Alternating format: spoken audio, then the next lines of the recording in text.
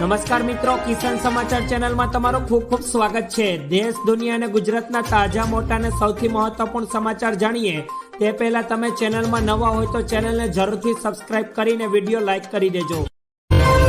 આજના સૌથી મોટા સમાચાર। નવા વર્ષ પહેલા સરકાર દ્વારા મોટી ભેટ, રાજ્યના લોકોને મળશે માત્ર આટલા રૂપિયામાં ગેસ સિલિન્ડર। નવા વર્ષ પહેલા ગેસ સિલિન્ડરને લઈને ખૂબ જ સારા સમાચાર સામે આવી રહ્યા છે।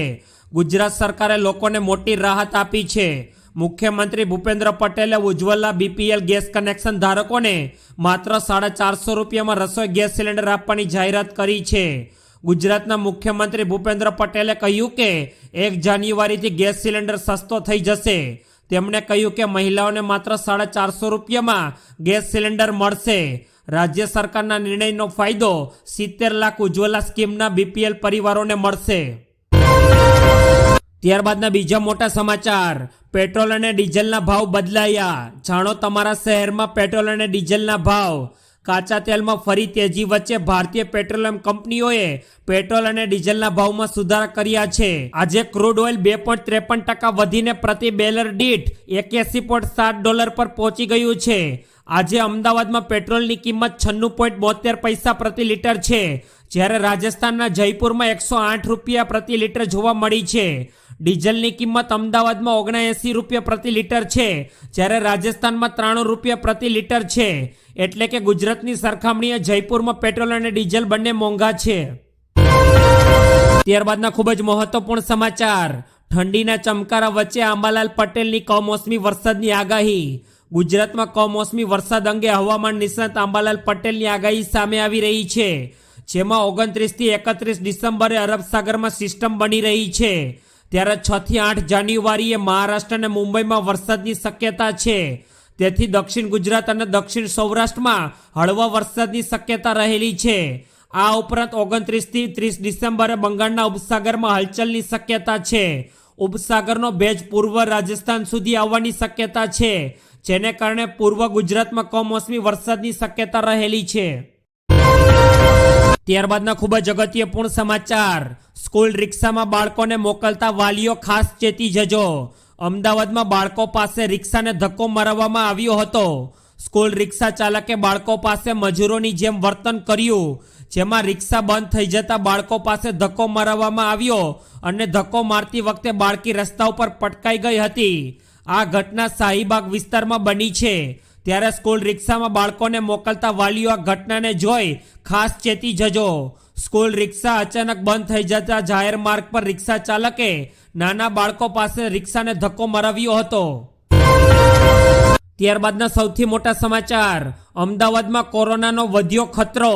અમદાવાદમાં કોરોનાનો ખતરો ધીમે ધીમે વધતો જાય છે, જેમાં છેલ્લા 24 કલાકમાં શહેરમાં વધુ 8 કેસ પોઝિટિવ આવ્યા છે।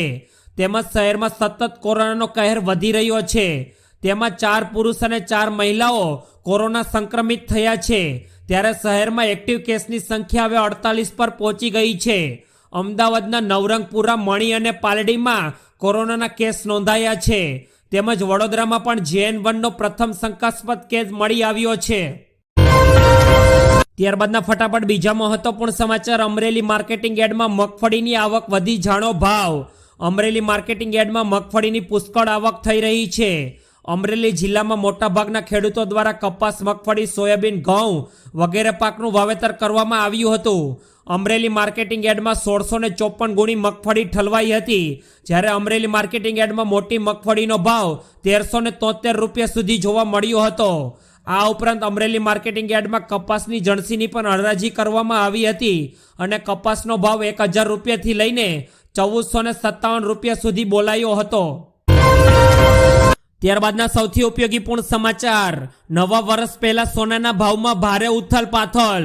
ઇન્ડિયન બિલિયન એસોસિએશનની વેબસાઇટ મુજબ 24 કેરેટ વાળું 10 ગ્રામ સોનું આજે 120 રૂપિયા તૂટીને 63,332 રૂપિયાના સ્તર પર બંધ થયું છે। આ અગાઉ ગઈકાલ સાંજે 10 ગ્રામ સોનું 192 રૂપિયા ગગડીને 63,452 રૂપિયા પ્રતિ સ્તર પર બંધ થયું હતું। તો બીજી બાજુ 22 કેરેટ વાળું 10 ગ્રામ સોનું 110 રૂપિયા તૂટીને 58,122 રૂપિયાની સપાટીએ પહોંચી ગયું છે। ત્યારબાદના ખૂબ જ મોટા સમાચાર। રાજકોટમાં દીપડાની દહેશત યથાવત। રાજકોટ શહેરમાં દીપડાની દહેશત યથાવત રહી છે। વન વિભાગે અલગ અલગ 3 સ્થળે પાંજરા મૂક્યા છે। શહેરમાં દીપડાની દહેશતને પગલે સૌરાષ્ટ્ર યુનિવર્સિટીમાં વહેલી સવારે અને સાંજે જોગિંગ પર પ્રતિબંધ મુકાયો છે, જેમાં બાયો સાયન્સ ભવનની આસપાસ અને મિયાવાકીના જંગલમાં દીપડો દેખાયો હોવાની આશંકા છે। 13 દિવસથી દીપડો હજી સુધી પકડાયો નથી, તેથી વન વિભાગે 3 સ્થળે પાંજરા મૂકીને તેને ઝડપવાનો પ્રયાસ કર્યો છે। ત્યારબાદના સૌથી વિશેષ સમાચાર। અમદાવાદમાં આજથી ફ્લાવર શોનો પ્રારંભ। અમદાવાદમાં આજથી ફ્લાવર શોનો પ્રારંભ થઈ ચૂક્યો છે, જેમાં પ્રથમ વખત 15 લાખથી વધુ ફૂલછોડના રોપ જોવા મળશે। 7 લાખ કરતાં વધુ રોપાની 400 મીટરનું લાંબુ ફ્લાવર સ્ટ્રક્ચર તૈયાર કરવામાં આવ્યું છે। સોમથી શુક્ર 50 રૂપિયા ટિકિટ, જ્યારે શનિ રવિ 75 રૂપિયા રહેશે। 30 ડિસેમ્બરથી 15 જાન્યુઆરી સુધી ફ્લાવર શોનું આયોજન છે। તેમાં સવારે 9 વાગ્યાથી રાતના 10 વાગ્યા સુધી પ્રવેશ આપવામાં આવશે। મોઢેરાનું સૂર્ય મંદિર, સંસદ ભવન અને ચંદ્રયાનની થીમ ફ્લાવર શોનું આકર્ષણનું કેન્દ્ર બની રહેશે। ત્યારબાદના ખૂબ જ મહત્વપૂર્ણ સમાચાર। ગુજરાતના આ શહેરોમાં ઠંડીનો ચમકારો જોવા મળ્યો। રાજ્યમાં ઠંડીમાં 2 થી 3 ડિગ્રીનો ઘટાડો થયો છે, જેમાં નલિયામાં 11 ડિગ્રી તાપમાન તો કેશોદમાં 13 ડિગ્રી। આ સાથે જ રાજકોટ અને ભુજમાં 14 ડિગ્રી તાપમાન રહ્યું છે, તેમજ અમરેલીમાં 15 ડિગ્રી તો કંડલામાં 16 ડિગ્રી, તેમજ પોરબંદર અને સુરેન્દ્રનગર અને મહુવામાં 16 ડિગ્રી તાપમાન નોંધાઈ રહ્યું છે। ગાંધીનગરમાં 17 ડિગ્રી તાપમાન તથા અમદાવાદમાં 18 ડિગ્રી તાપમાન જોવા મળ્યું છે। ત્યારબાદના સૌથી મોટા સમાચાર। ગુજરાતમાં દારૂની છૂટ અંગે લેવાયો મોટો નિર્ણય। ગાંધીનગરના ગિફ્ટ સિટીમાં દારૂ પીવાની પરમિશનના નિર્ણય બાદ સોશિયલ મીડિયા પર આ સમગ્ર મુદ્દો ચર્ચાની ચકડોળે ચડ્યો છે। આ તબક્કે રાજ્ય સરકારના પ્રવક્તા મંત્રી ઋષિકેશ પટેલે ગુરુવારે ગાંધીનગર ખાતેથી જણાવ્યું કે સાપુતારા, જ્યાં સ્ટેચ્યુ ઓફ યુનિટી આવેલું છે, તે કેવડિયા અને નવસારી સહિતના પર્યટન સ્થળો પર સમયની જરૂરિયાતને ધ્યાનમાં રાખીને દારૂની છૂટ અંગે નિર્ણય લેવાશે। ગુજરાતની પ્રજાના હિતને ધ્યાનમાં રાખીને સમગ્ર નિર્ણય લેવાશે। આમ એક રીતે રાજ્ય સરકારે આગામી સમયમાં વધુ સ્થળોએ દારૂની બંધી હળવી કરવાના સ્પષ્ટ સંકેતો આપ્યા છે। ત્યારબાદના ખૂબ જ મહત્વપૂર્ણ સમાચાર। સરકારી ભરતીના ઉમેદવારો માટે ખૂબ જ સારા સમાચાર। સરકારી ભરતીની પરીક્ષાની તૈયારી કરતા ઉમેદવારો માટે મોટા સમાચાર સામે આવ્યા છે, જેમાં રાજ્ય સરકાર દ્વારા વર્ગ 3ની ભરતી માટે સરકારે નિયમોમાં ફેરફાર કર્યા છે, જેમાં હવે જુનિયર ક્લાર્કની ભરતી પરીક્ષા MCQ પદ્ધતિથી લેવામાં આવશે। ગુજરાતમાં વર્ગ 3ની સરકારી ભરતી અંગે સત્તાવાર માહિતી સામે આવતા વિગત અનુસાર વર્ગ 3ની ભરતી માટે સરકારે નિયમોમાં મોટા બદલાવ કર્યા છે।